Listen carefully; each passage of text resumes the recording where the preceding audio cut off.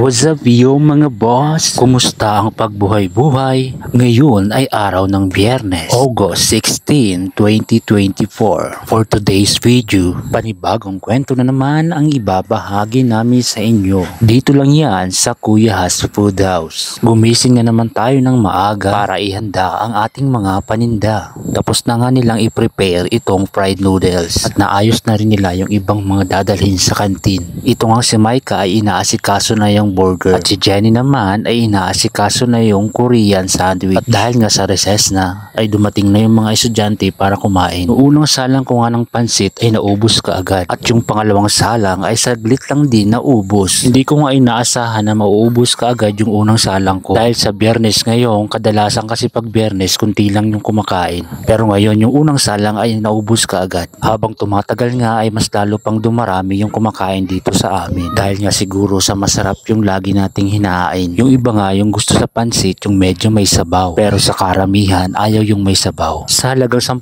piso nga ay siguradong busog na busog ka na sa pansit at yung iba naman ay sinasamahan pa ng kanin at libreng sabaw. Sa halagang 20 pesos ay busog na busog ka na. Halos yung buong araw nga namin ay umiikot lang dito sa kantin. Dahil nga sa araw ng Biyernes ngayon ay nagpasahod tayo kanina mga boss. Halos wala ngang natira kanina sa pagpasahod ko. Yung isang linggo kasi naming benta ay mahina. Wala kasing pasok yung grade 7, grade 8 at grade 9. Kaya lahat ng putahe na niluluto ko ay kunti lang. Limitado nga lang mga boss para hindi masayang yung mga niluto natin. Ito nga si Jenny at Eddie Boy ay gumagawa na ng bread roll. Habang gumagawa sila ng bread roll ay ako naman ay nagpapahinga at nagkakape. Pagsapit nga ng hapon yung mga bata ay naglalaro dito sa labas namin. Paano yun mga boss? Hanggang bukas ulit. Maraming salamat.